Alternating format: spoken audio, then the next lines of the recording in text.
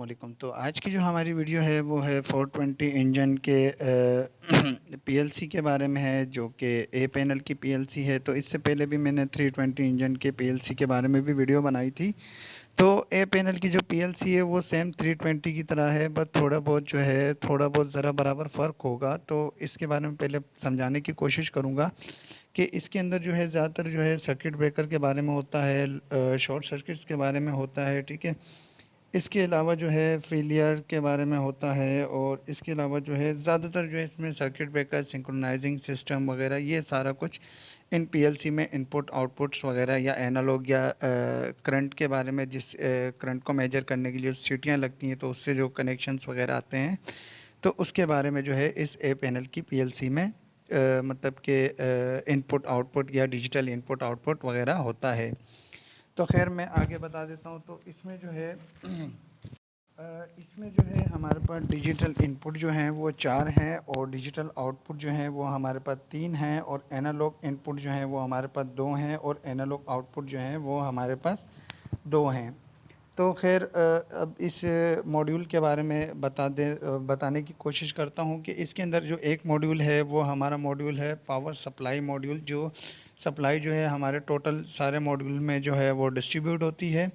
और एक मॉड्यूल जो है वो है हमारा सिंक्रोनाइज का, तो वो भी मैं आपको दिखाने की कोशिश करता हूँ। और इसके अलावा जो है जो टैग हैं इसमें मतलब मॉड्यूल में जो भी हमारे पास जो टैग हैं, तो उस टैग के बारे में बता देता हूँ कि उस टैग में या उस मॉड्यूल में हमारे कौन कौन से कनेक्शन जो है वो आ रहे हैं।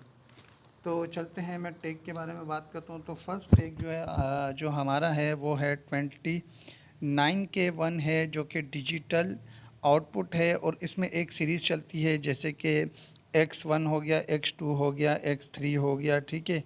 इसी तरीके से जो है X के हिसाब से चलेगा, लेकिन जो है टैग सेम होगा, पर X के हिसाब से जो है इसके अंदर जो कनेक्शन होंगे वो चेंज हो जाते हैं। तो खैर मज़ीद और बता देता हूँ कि जैसे कि 29K1 जो है इसका जो ये जो मॉड्यूल है ये है फर्स्ट वाला जो है ये है डिजिटल आउटपुट एक्स के मतलब कि X1, ठीक है। तो X1 के मॉड्यूल में जो फर्स्ट है वो है ओवरलोड शॉर्ट सर्किट के बारे में है, और इसके बाद जो है output multi measuring and monitoring device है, और पल्स किलोवाट आवर्स है, और बस बार वोल्टेज ज़ीरो है, और एस वाई पल्स है, और सिलेक्शन सिंक्रोनाइजिंग है, और सिलेक्शन बस बार है। और इसके अलावा जो है दोबारा से जो है output multi measuring and monitoring device है, और इसके अलावा जो है फिर से दोबारा जो है output multi measuring and monitoring device के बारे में है। अच्छा, तो उसके बाद जो है 29K1 का जो एक दूसरा है वो है X2 है, तो उसके बारे में बता देता हूँ। तो X2 में जो है जनरेटर करंट है, ठीक है।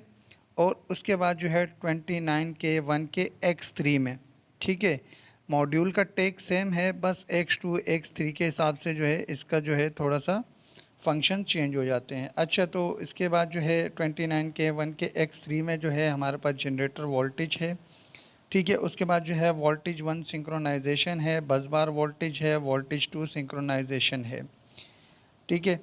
अब उसके बाद जो है दूसरे टैग पे चलते हैं, जो कि टैग है 30K1, और ये है डिजिटल इनपुट है हमारे पास, ठीक है। तो इससे पहले जो हम बात कर रहे थे वो हमारे पास था डिजिटल आउटपुट, तो अभी हम लोग बात कर रहे हैं डिजिटल इनपुट के बारे में। तो 30K1 जो है डिजिटल इनपुट का, इसमें जो फर्स्ट है वो है मेन सर्किट ब्रेकर क्लोज है, सर्किट ब्रेकर, और दूसरा जो है सर्किट ब्रेकर क्लोज है। एक मेन सर्किट ब्रेकर क्लोज है, एक जनरेटर सर्किट ब्रेकर क्लोज है। उसके बाद जो है control one power and zero speed है। उसके बाद जो है जनरेटर प्रोडक्शन ट्रिपिंग है, ठीक है, प्रोटेक्शन ट्रिपिंग है। उसके बाद जो है गैस फ्री अलार्म है, गैस अलार्म है, फायर अलार्म है, ठीक है। उसके बाद जो है हमारे पास है रिलीज ऑक्सिलरीज, ठीक है। और उसके बाद जो है एक और है मॉड्यूल जो है वो है 30K2, और ये है हमारे पास डिजिटल इनपुट है। तो इस पे जो फर्स्ट ऑप्शन है वो है डिमांड। उसके बाद जो है जनरेटर सर्किट ब्रेकर ओपन है, जनरेटर ओवरलोड शॉर्ट सर्किट है, आउटपुट मॉनिटरिंग है, रिले मॉनिटरिंग है, सेफ्टी लूप है और multi measuring and monitoring device overload short circuit है। और उसके बाद जो है मेंस ओके है।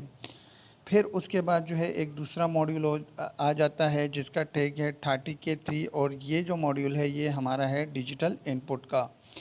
तो इसके अंदर जो है pressure minimum charge cooling tower है, उसके बाद जो है पल्स काउंटर गेज 1 है, उसके बाद जो है feedback charge cooling water pump है, उसके बाद क्या है फेलियर डंप रेडिएटर है, रूम टेम्परेचर मैक्सिमम है एंड फेलियर ट्रांसफार्मर है। उसके बाद एक और मॉड्यूल के पास चलते हैं। तो दूसरा मॉड्यूल जो है वो हमारे पास है 30K4 है और ये भी हमारा डिजिटल इनपुट है। तो इसके अंदर जो है डिमांड आइसोलेट ऑपरेशन है, ठीक है। उसके बाद जो है demand block generator circuit breaker plus gas engine.